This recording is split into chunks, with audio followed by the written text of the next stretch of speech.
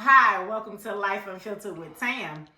So today's guest, we're gonna be interviewing Shawn, aka Shawnee Donnie, aka Shawn the Don. We're gonna be interviewing him about life after incarceration.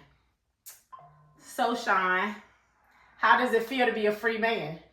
It feels wonderful. I got my freedom. I ain't got nobody telling me what to do, how to move. And just, I cherish my freedom this time around. Like, it feels good to be home. Yeah. So what made this time different from any other time or last Well, time? You said this time around. Yeah, but this time it's like more like I'm older now. I'm more mature, wiser. So I look at life for what it's worth. And then when you been locked up for that extensive amount of time, you got time to self-reflect. So, I just feel like I wanted more this time. You know what I'm saying? Right. I wanted more. Yeah. All right. So, Shawn, I know as being a free man, being incarcerated, you basically eat whatever they give you, or whatever y'all order on commissary or whatever, which is not like real food. It's a bunch of snacks and stuff. Yeah. So, what was your first meal when you got out? Oh yeah. So, as you know, you can't got me. So the first place we ate was Waffle House. And it was good too. Like to eat some real food and it was good.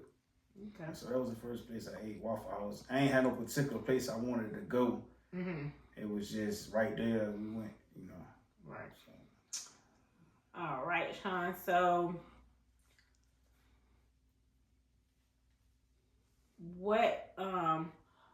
what type of things did you do to pass time while you were incarcerated? Well, I did multiple things. I worked out. I read a little.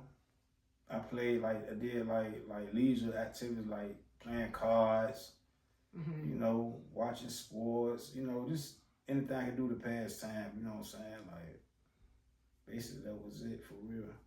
Right. I had Bible study some days, like early in my day, I used to host a Bible study when I first got incarcerated, because I ain't know I had to turn to God. I ain't know how I was gonna make it through, 8.5 years. You know what I'm saying? So Right. at that point, I would just turn myself over to the Lord and see what He gonna do for me, and see how I'm gonna navigate this thing. And He helped me navigate it.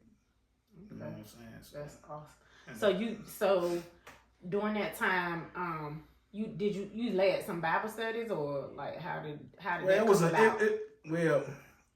Okay, this is how it came about. So when I was at Greensville, I was in a Bible study group. It was like 4 or 5 of us. So the guy that actually led the group, he ended up going to another building. So we was trying to figure out who was gonna lead it per se. Right. You know what I'm saying? So I just stepped up to the plate. I was like, I'll lead it. We can come out here early Sunday morning. You know what I'm saying? For an hour, and I'll lead it. So during that time, I was like, when it was time to lock down them days, I used to ask God to lead me in the right direction to figure out what the topic is gonna be for this week's Bible study. So that's how that came about. Right.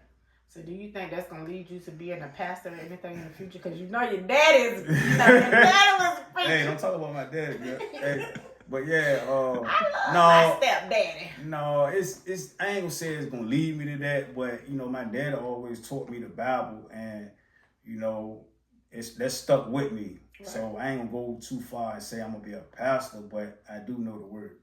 Right. You know what I'm saying? That's a good thing. Yeah. Okay, so Shawn, what are your goals now that you're out and you're at home? Well, when I left prison, I had short-term goals and long-term goals. Okay. So on my short-term goal list, I accomplished 90% of it. So I got 1 or 2 things I wanted to do.